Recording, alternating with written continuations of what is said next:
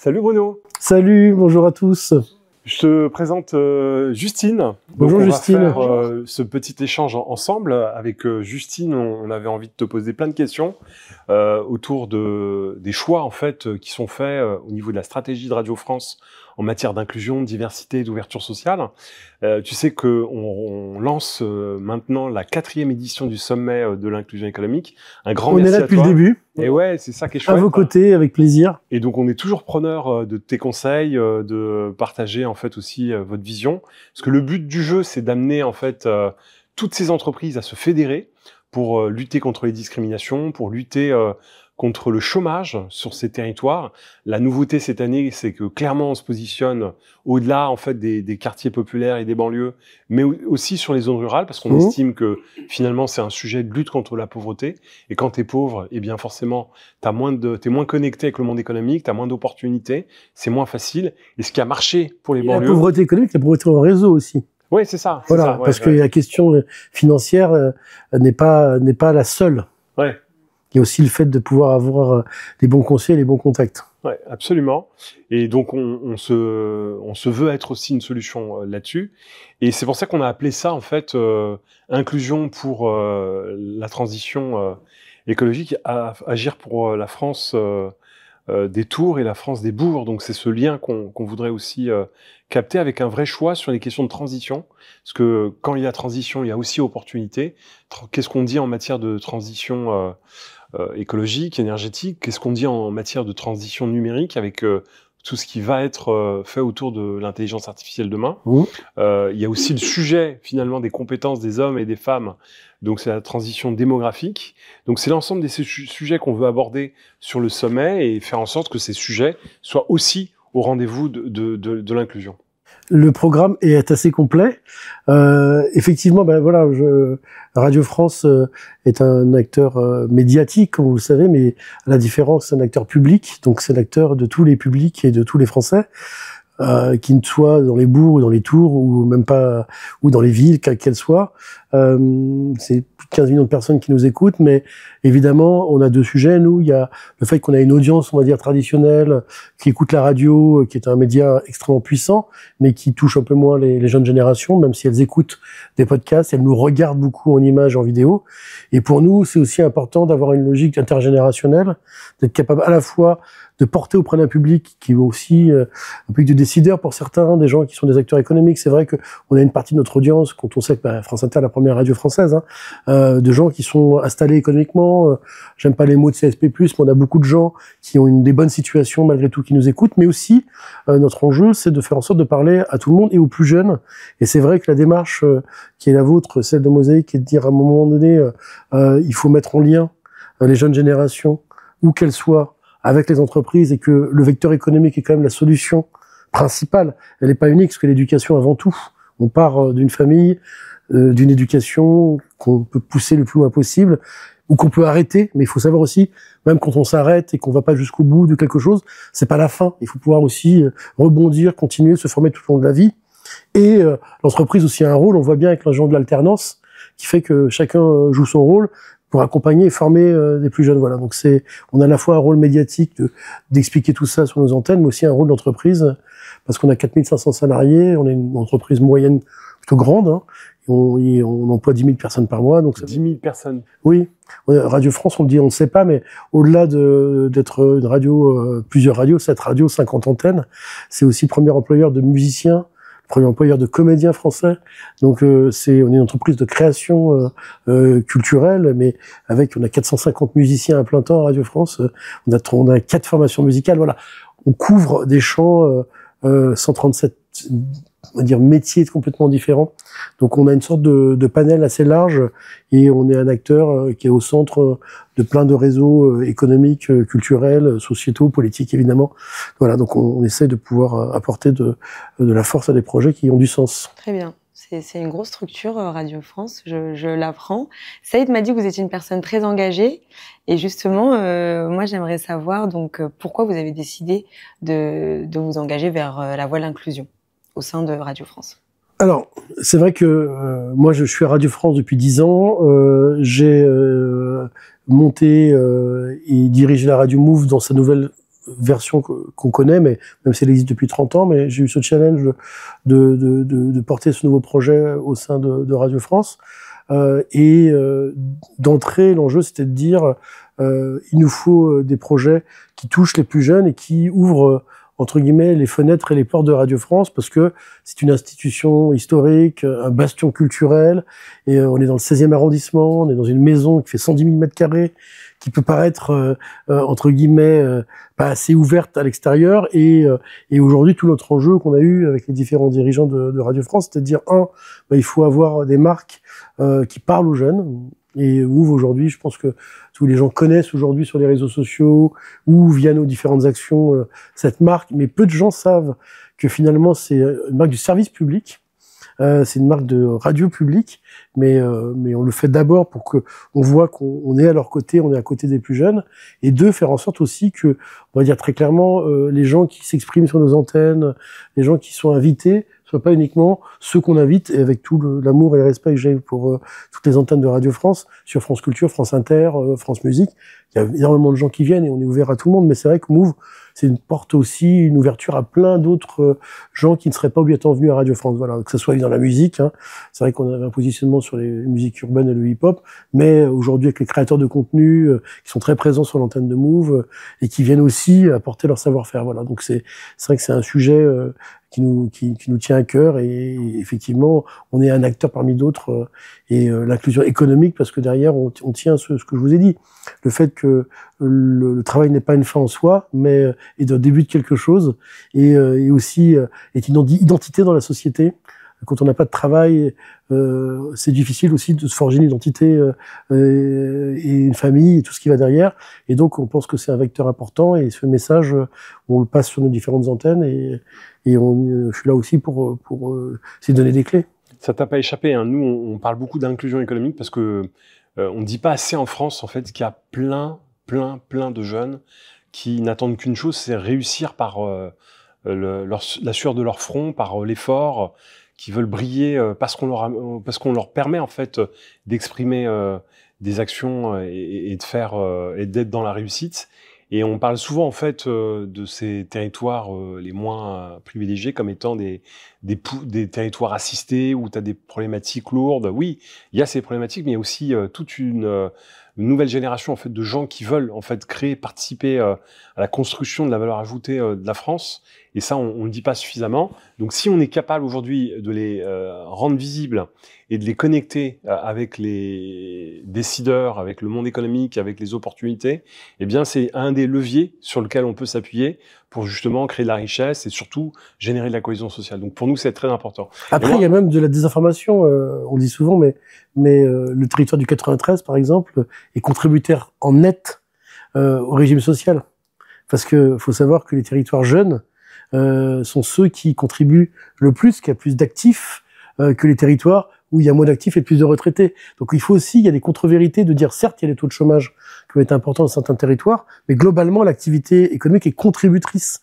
Et ce ne sont pas obligatoirement des territoires assistés. Au contraire, ils participent à l'activité économique française. Et je fais partie de ceux qui disent que, évidemment, et j'aime pas prendre cette image, mais oui, on apprend, quand on prend le RER, le métro à 5 heures du matin, les gens viennent des quartiers populaires pour beaucoup et contribuent à l'activité économique parce qu'ils ont une fiche de paye, ils payent des cotisations sociales, qui payent les retraites des Français, qui payent la sécurité sociale de tous les Français.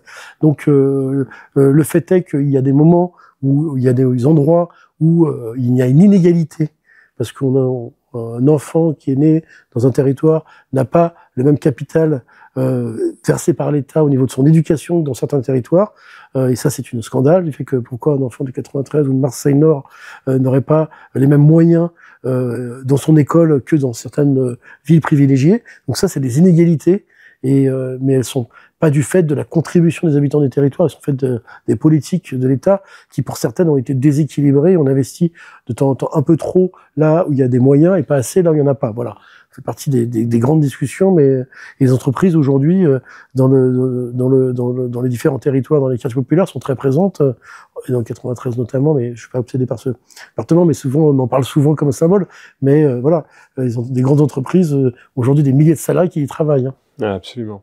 Alors, dans tes engagements, je sais que tu as réussi à convaincre la direction de Radio France de mettre un plan d'action inédit pour justement pousser l'entreprise à s'intéresser et mettre en pratique un certain nombre d'engagements. Donc, tu peux nous raconter un peu comment ça s'est passé, comment ce plan d'action a émergé et où ça en est aujourd'hui?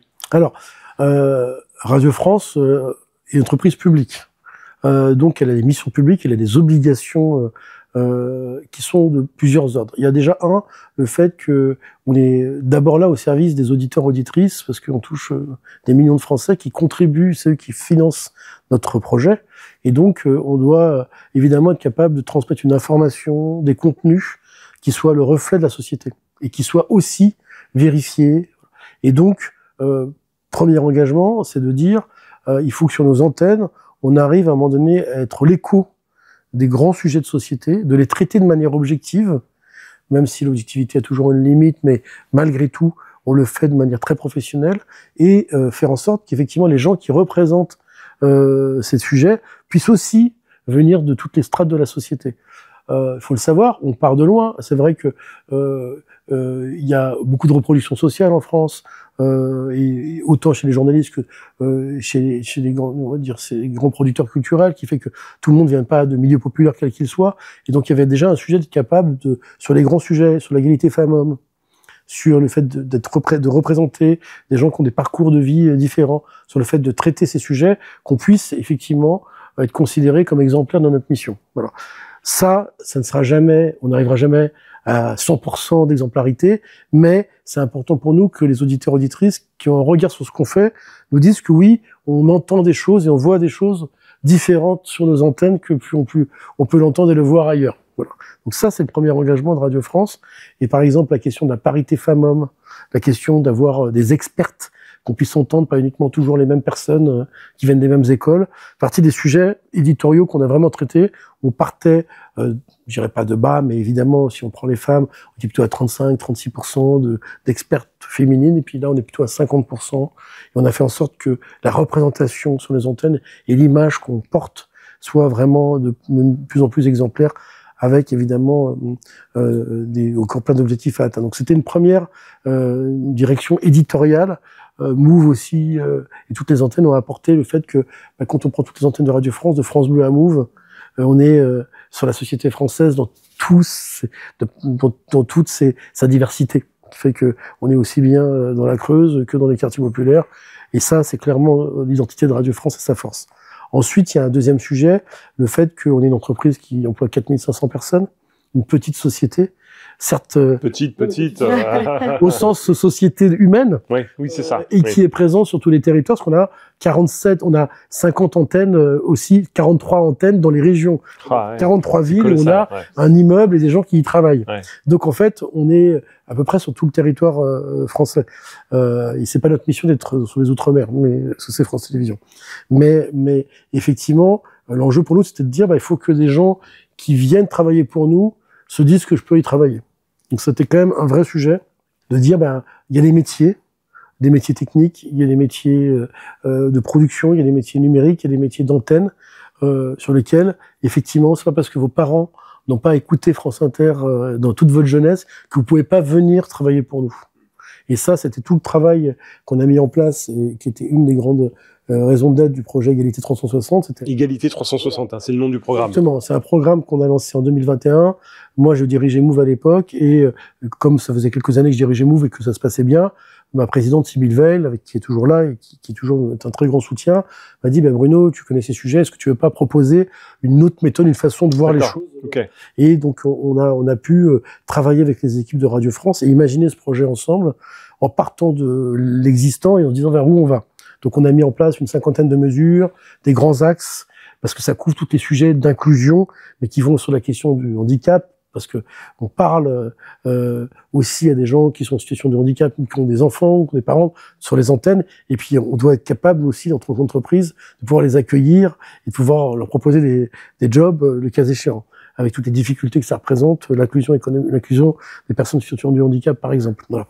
Donc on s'est dit, en fait, très simplement, il faut pas que chacun soit sur sa ligne dans la piscine. Il y a les rouges, il y a les bleus, il y a les verts, parce qu'en fait, quand on parle d'inclusion, En fait, c'est une question d'état d'esprit. Ouais. C'est une question d'état d'esprit, de dire aujourd'hui, si, quand on arrive dans une pièce et qu'on se dit, on peut tous être ensemble, il faut en fait se dire, quelle que soit ton histoire et d'où tu viens, en fait, on peut travailler ensemble. Et qu'il n'y a pas d'un côté le sujet LGBT, d'un côté le sujet égalité femmes-hommes, le sujet handicap, et que chacun, on s'est dit non, en fait, il faut travailler sur toutes les thématiques et considérer que c'est un état d'esprit, et il faut lever les barrières. Et la recherche de l'égalité de traitement, Tout à fait. qu'on traite les gens de la même manière au regard des compétences. Tout à fait. Mais le vrai sujet qui a été quand même porté, si je prends l'exemple du recrutement, c'est de dire à un moment donné, évidemment, tout le monde n'a pas les mêmes compétences, tout le monde n'a pas les mêmes qualités, on n'est pas dans un monde uniforme, puis il y a des gens qui ont du talent, il faut aussi l'assumer. La question, c'est qu'il faut assumer aussi qu'il y a certaines personnes qui ont du talent qui n'arrivent pas jusqu'à nous.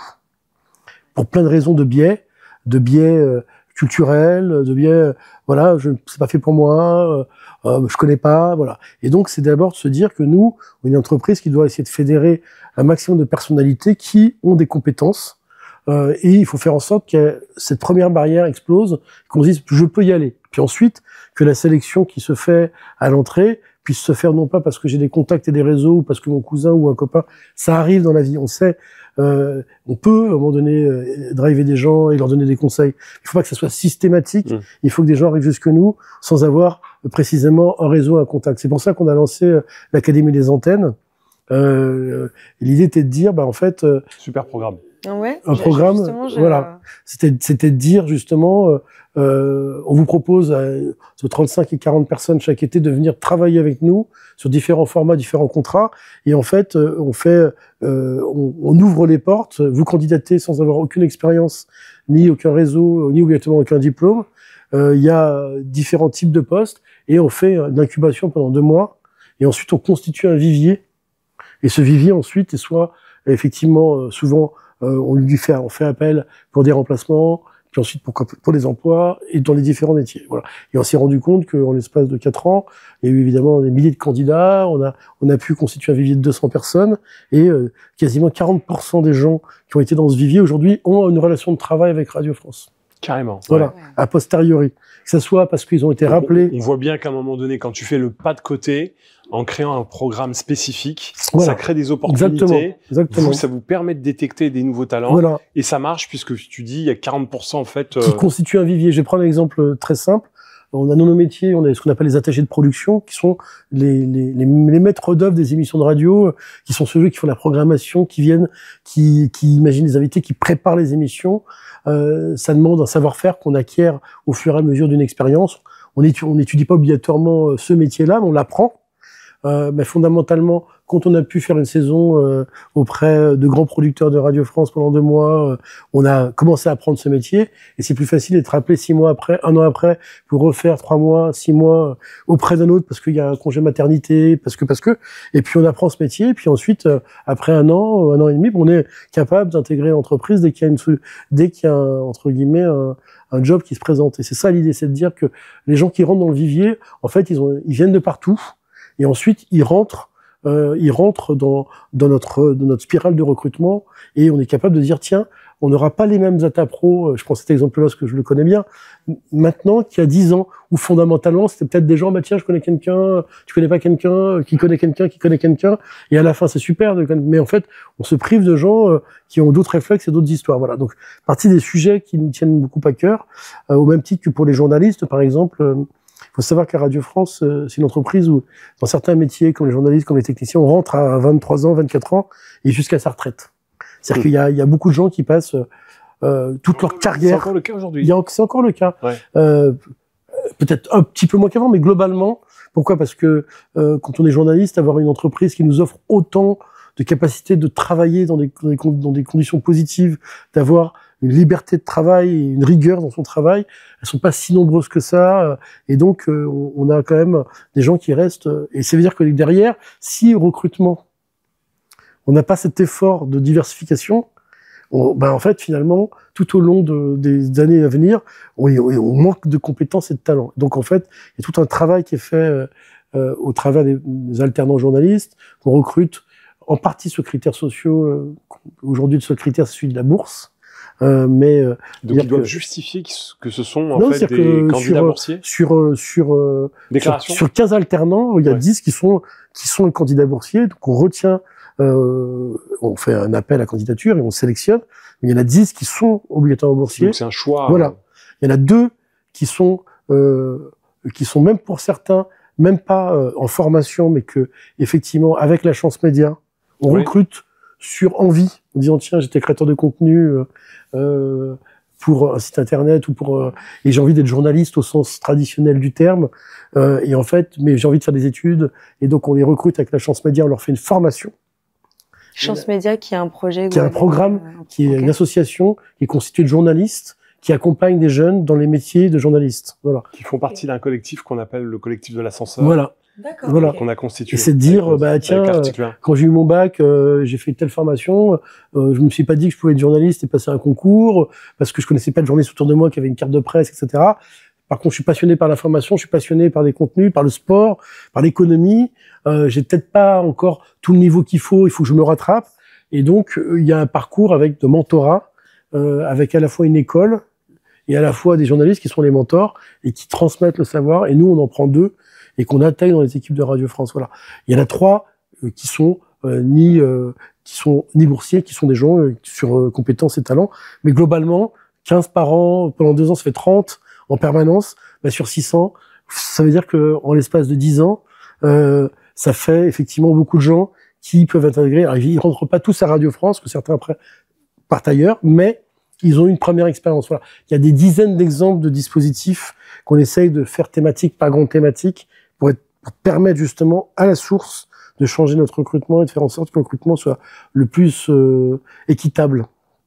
Alors peut-être des questions plus précises sur les jeunes. Non, moi c'était juste... déjà j'avais pas mal de questions en tête, mais Bruno y a répondu naturellement. Ah ouais, il est bon Bruno. Ouais. Je viens de la radio, donc... Et là on fait du podcast, donc c'est mon métier, non ? Mais voilà, moi, je m'intéressais à savoir justement s'il y avait des initiatives qui avaient été mises en place pour recruter des nouveaux talents de différents horizons, mais vous y avez répondu. Alors, il y a une autre initiative. D'accord. On fait un concours de podcasting chaque année. Et justement, parce que là, on a beaucoup parlé des recrutements, mais il y a aussi les contenus. Okay. Nous, pour être très clair, il y a les contenus sur les antennes, il y a quelques dizaines de producteurs qui sont des gens qui, pour certains, sont très connus. Nagui, Léa Salamé, voilà. Des gens, mais en fait, ce qu'on explique, c'est qu'au-delà des grandes personnalités, que ce soit sur France Culture, France Inter, France Musique, en fait, il y a une capacité à créer des contenus sous forme de podcast, qu'on a le premier producteur de podcast en France, de très loin. On fait 50% du marché de l'audio, etc. en France. C'est-à-dire, en fait, il faut aussi qu'on ait de nouveaux récits, de nouvelles histoires. Et donc, il faut aussi se dire qu'on n'est peut-être pas capable, au sein de nos équipes, de tout inventer. Et donc, chaque année, on fait un concours très ouvert où on sélectionne, on ouvre, on demande à des gens de nous pitcher des projets sur le projet podcasting. Et on fait un jury avec différentes personnes de Radio France et on sélectionne des gens qui racontent des histoires complètement différentes et on s'engage à en produire un certain nombre. Voilà, c'est partie à la fois des gens qui peuvent essayer de venir à nous au travers leur talent en tant de contenu que professionnellement. Mais il faut dire, même sur des sujets, même quand on communique sur ce qu'on veut faire, on n'a pas obligatoirement toutes les candidatures qu'on voudrait, on en a quand même pas mal, mais on pense qu'il faut aller beaucoup plus loin. Donc on pense qu'il faut aussi s'associer à d'autres réseaux de distribution, d'autres médias qui touchent d'autres gens, donc vous faites des associations parfois. Voilà, ça fait partie des sujets qui sont devant nous. Pour l'instant, on communique sur nos réseaux, on donne l'information, mais je pense qu'il faut aller encore plus loin et aller sourcer encore plus loin, s'associer à des médias ou à des influenceurs ou à des créateurs de contenu qui sont capables de dire tiens, pourquoi pas faire un podcast. C'est tout le travail que fait Move en ce moment avec Mathieu Marmouget, qui vraiment essaye de dire tiens, je vais proposer un créateur de contenu qui vient de YouTube ou de TikTok, de venir faire un podcast. Et puis au fur et à mesure, il dira pourquoi pas en faire d'autres. Et c'est parti de ça, parce qu'en fait, faire un podcast, c'est pas obligatoirement la même chose que de faire une vidéo TikTok. C'est d'autres, voilà. Donc c'est tout ça, tout ce travail qu'on doit faire pour que Radio France, dans 10 ans, soit encore plus à l'image de la société française, encore plus pertinent sur tous les sujets et qu'on soit pas has-been, pour être très clair. Et en plus, d'autant plus, il y a de plus en plus de consommateurs de podcasts. Et justement, vous étiez en train de dire qu'à Radio France, vous touchez toutes les générations. On voudrait toucher plus les jeunes, pour être très clair. Voilà, bah, les podcasts, c'est là, vraiment, voilà, ouais, c'est vraiment un super canal de distribution. Et même côté créateur de contenu, donc je sais de quoi je parle. Il y en a de plus en plus qui aimeraient créer leur chaîne de podcast, à voir après le sujet. Peut-être une collaboration là. Non, mais justement, mais moi vraiment des trucs très concrets. Moi, j'aimerais bien que par exemple que le concours de podcasting soit beaucoup plus diffusé et que des gens tentent leur chance. Ouais. Voilà, parce qu'ils disent tiens, Radio France, voilà, il y a Spotify que tout le monde connaît, voilà, et je parle de cela. Je suis pas certain que tout le monde connaît toutes les chaînes et les contenus de Radio France. Il y a l'application Radio France qui est formidable, et voilà, donc c'est partie des sujets. C'est plutôt bien fait, je suis d'accord. Plutôt des sujets qu'on a envie d'embarquer. Et ça, c'est sur le côté, on va dire, éditorial et des antennes. Par contre, voilà, il y a un vrai sujet de recrutement d'alternants, de ressources humaines, voilà, parce qu'on doit aussi avoir une vision en tant qu'entreprise qui emploie beaucoup de gens et qui est aussi responsable. Voilà, c'est partie des grands engagements. Et une fois que ces talents sont recrutés chez vous, est-ce qu'il y a d'autres initiatives qui sont mises en place pour les faire progresser au sein de Radio France? C'est une très bonne question parce que souvent, en fait, c'est des mondes assez difficiles, le monde de la création de contenu, quel qu'il soit, hein, parce que on peut trouver la formule et comme ne pas la trouver. Et c'est fait partie aussi du jeu de dire aujourd'hui, quand on fait une émission de radio, on n'est pas obligatoirement là toute sa vie sur le même créneau, parce que c'est même personnellement, c'est pas challengeant, mais voilà. Donc il y a évidemment des gens qui progressent très fortement, qui rentrent. Par exemple d'Ali Rebéi qui est rentré à France Inter, à France Culture au départ, qui aujourd'hui est un des grands leaders de producteurs importants de France Inter. Puis il y a plein des gens qui ont fait des émissions, qui sont partis, qui reviendront. Moi je pense que ce qu'il faut, c'est de faire en sorte qu'on ait une première expérience et que on sache pourquoi on a réussi ou pourquoi on a raté. Souvent, j'ai moi la culture du débriefing, de dire bon, ça n'a pas fonctionné pour ces raisons-là ou ça a fonctionné pour ces raisons-là. Parce qu'en fait, quoi qu'il arrive, c'est un acquis dans la vie. Et que derrière, on fasse une carrière Radio France, et qu'on fasse 10 ans, 15 ans d'antenne ou de podcast, c'est super, mais qu'on s'utilise une année ou 2 années ou 3 années de visibilité sur notre antenne pour ensuite faire autre chose, c'est aussi très bien. Voilà. Donc, la difficulté chez les jeunes générations, c'est souvent, faut être très clair, d'avoir passer le premier pas et d'être entouré avec des gens bienveillants qui connaissent le métier.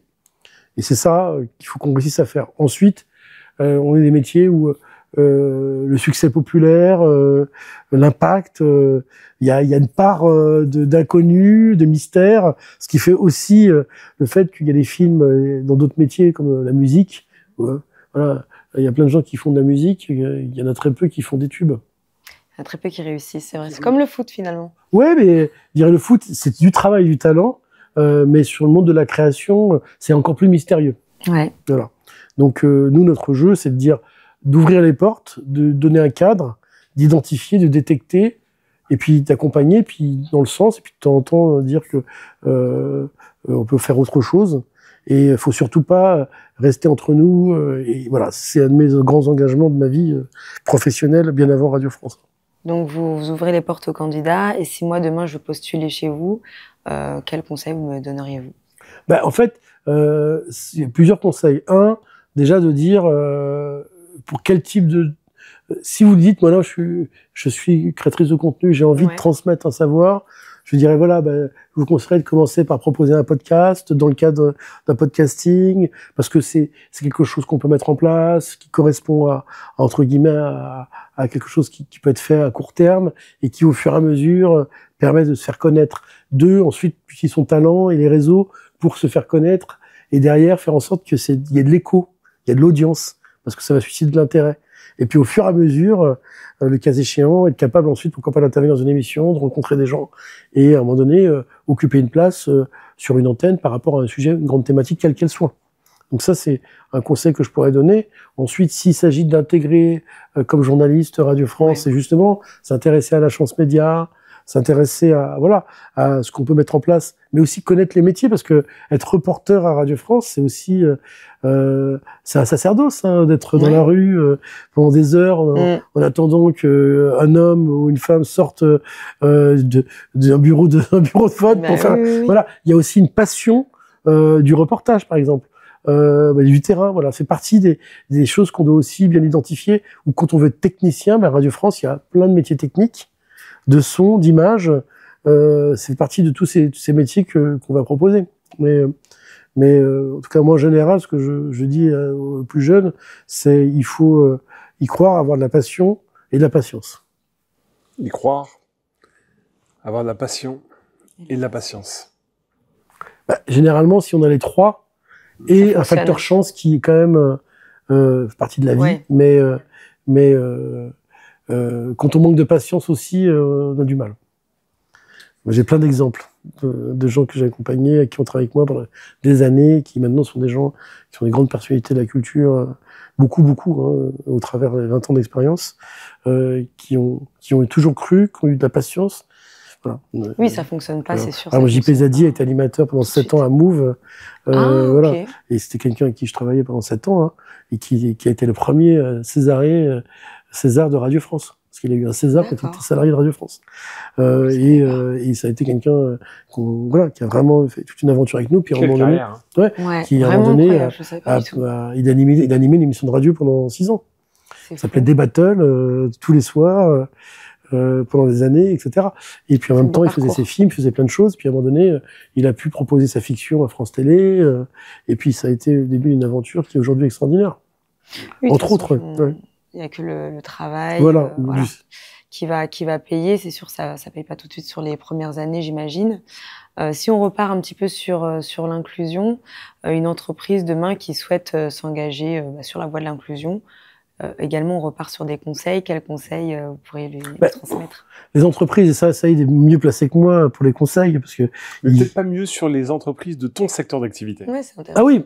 Alors, moi, mon secteur d'activité, aujourd'hui, ce que je vois, parce que je vais pas faire le old-timer, mais un peu quand même, il y a plusieurs choses. Il y a le fait que les gens voient bien que chez les jeunes générations, il y a un marché.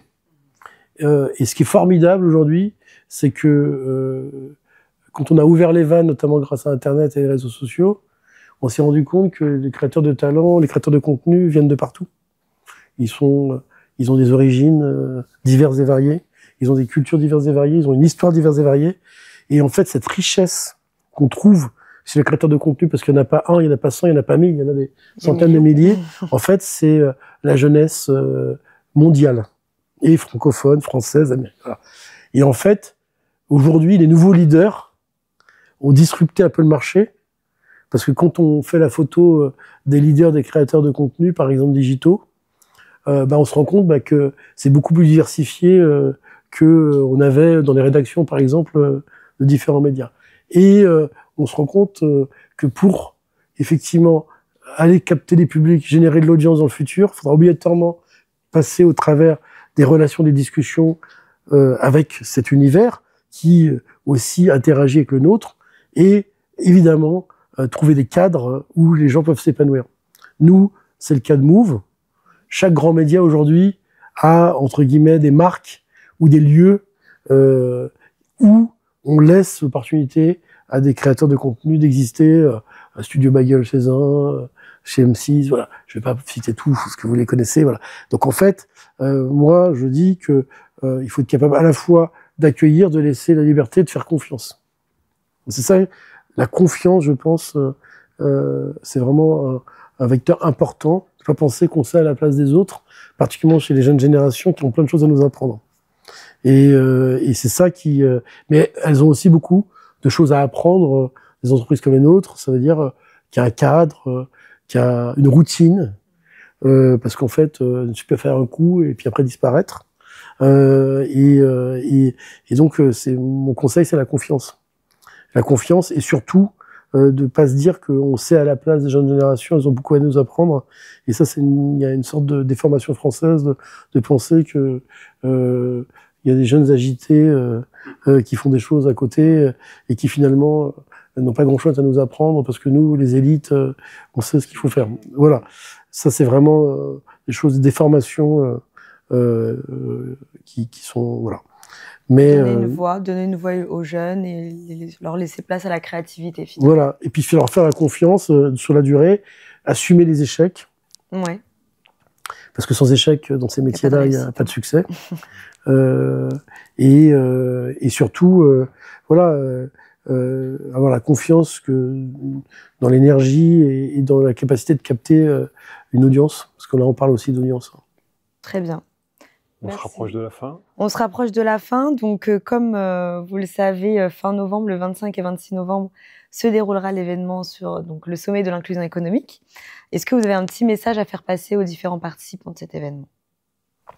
Bah, j'ai pas un seul, j'en ai plusieurs. C'est dire c'est comme dans nos métiers, il faut de la patience, donc il faut être là au 4e, au 5e et se réinventer comme vous le faites, ouvrir encore des grandes thématiques et comme ça va être fait cette année, que de nouveaux sujets.